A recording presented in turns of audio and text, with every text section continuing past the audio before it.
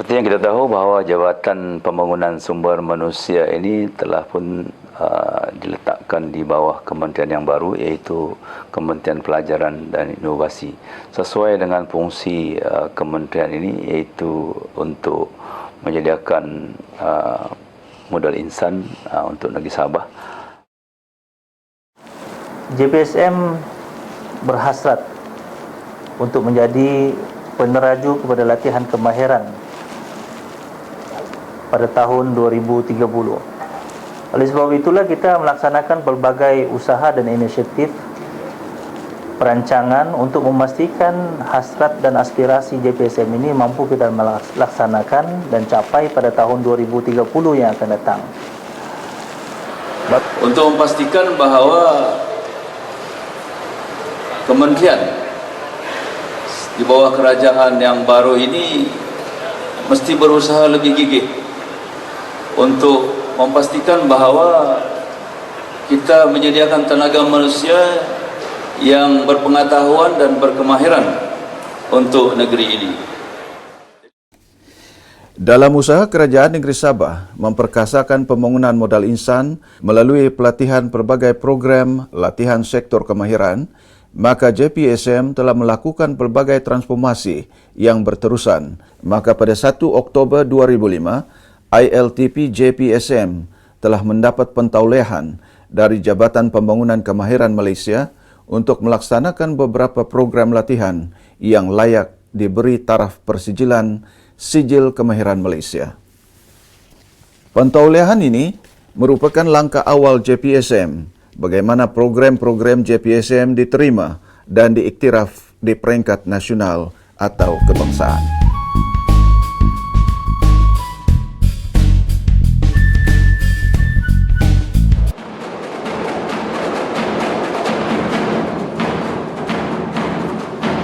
Adalah menuntut supaya kita mempunyai kemahiran-kemahiran yang berbeza daripada kemahiran yang kita perolehi di masa yang lalu.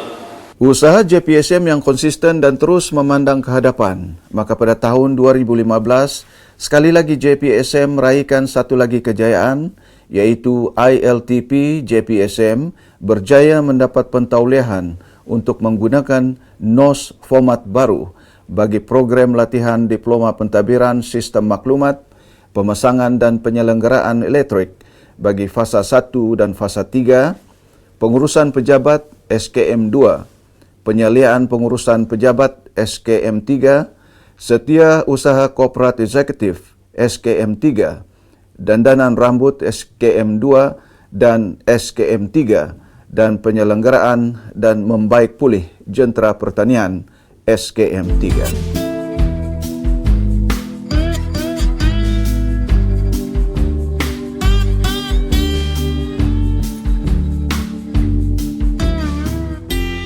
Selain itu, JPSM juga telah berjaya menjalankan program di bawah perkongsian pintar dengan Instep Petronas sejak tahun 2010 sehingga kini dalam bidang-bidang teknologi kimpalan dan program penjanaan jentera elektrik yang mendapat pengiktirafan daripada Suruhanjaya Tenaga Malaysia sejak tahun 2011 lagi. Kini semua program jangka panjang JPSM adalah layak diberi Sijil Kemahiran Malaysia.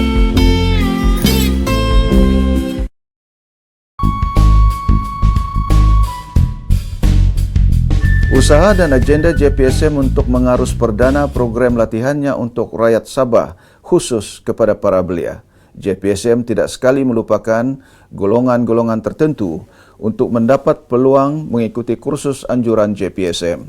Maka JPSM telah memberi peluang seluas-luasnya kepada golongan OKU dan ibu-ibu tunggal untuk mengikuti latihan kemahiran JPSM. Antara kursus-kursus yang boleh diikuti adalah juru kecantikan, jahitan, juru urut, refleksologi, juru estetik, pastry, perhotelan, dan sebagainya.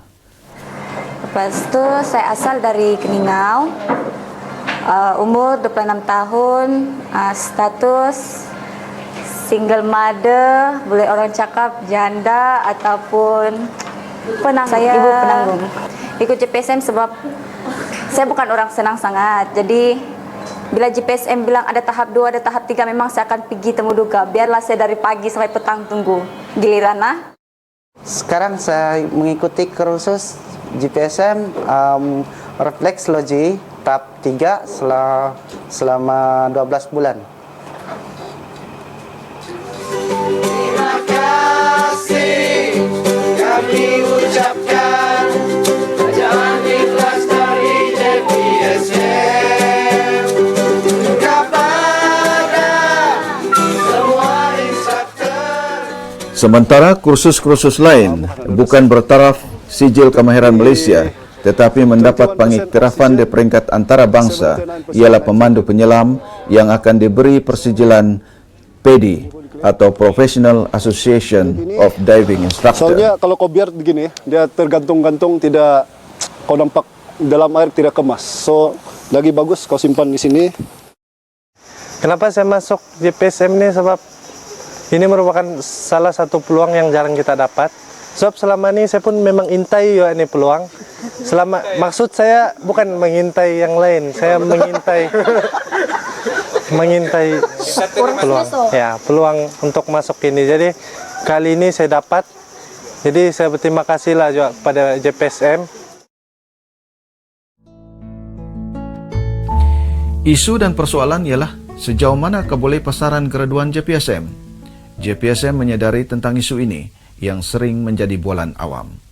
Berdasarkan kajian-kajian tinjauan yang dibuat oleh JPSM, dapatan menunjukkan status graduan JPSM selepas 6 bulan bergraduasi sebanyak julat 65.2% hingga 76.8% lepasan latihan kemahiran JPSM berjaya mendapat pekerjaan.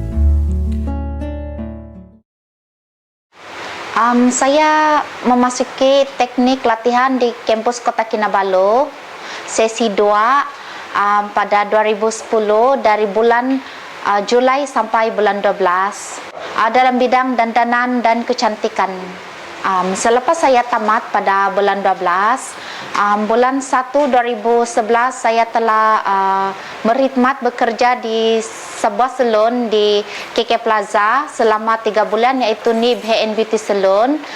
Selepas 3 bulan saya telah membuka perniagaan saya sendiri bermula dari 1 hari bulan 4 2011 sampai ke hari ini.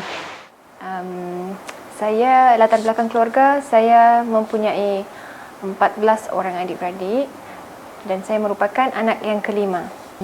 Saya mantan setiausaha, mantan daripada setiausaha korporat, yang mana saya pernah mengambil kos setiausaha korporat eksekutif selama setahun 6 bulan. Bertempat di ILTP JPSM Papar. Okay, salah satu faktor kenapa saya memilih JPSM, kos pembelajarannya sangat murah dan saya diberi allowance, tempat tinggal percuma, selesa. Lepas tu tempat pembelajaran pun sangat bagus. Semua telah disediakan oleh kerajaan. Yang kita perlu sana hanyalah memberi komitmen. Sekarang saya telah bekerja sebagai pembantu setiausaha pejabat di bahagian Kabinet dan Dasar Jabatan Ketua Menteri. Saya mengambil jurusan jur kecantikan tahap 1 dan jur estetik tahap 2 selama 1 tahun pada tahun 2007 di ILTP Papar. Selepas menamatkan kursus di ILTP Papar, saya bersama dengan kakak dan sepupu saya membuka penjagaan pusat kecantikan di ASEAN Beauty pada tahun 2008.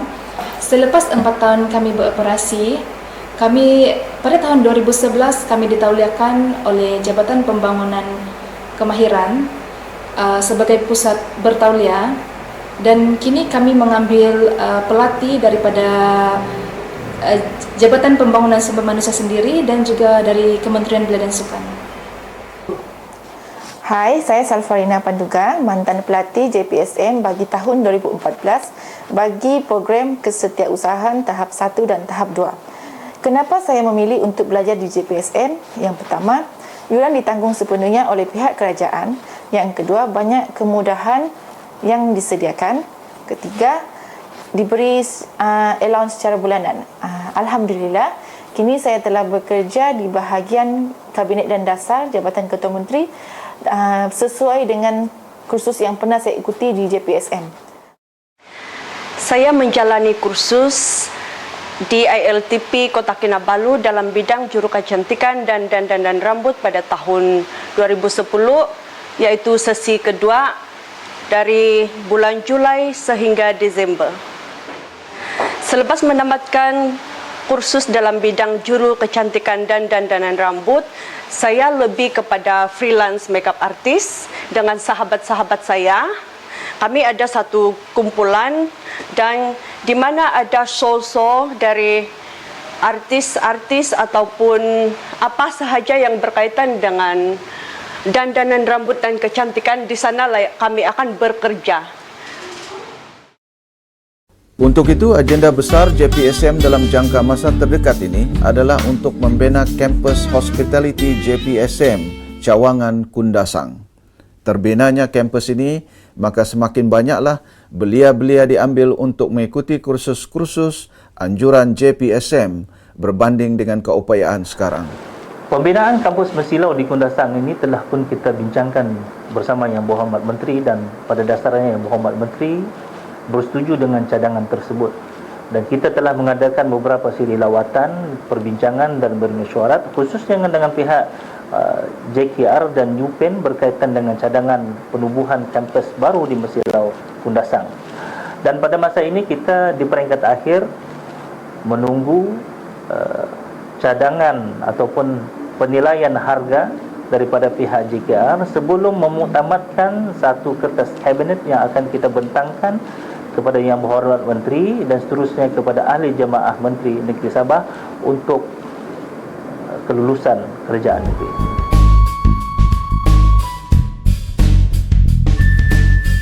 Oleh itu, wahai anak-anak bangsa kami, rebutlah peluang yang diberi selagi masih ada, kerana bijak pandai pernah berkata, langit itu tidak selalu siang, malam pasti tiba jua.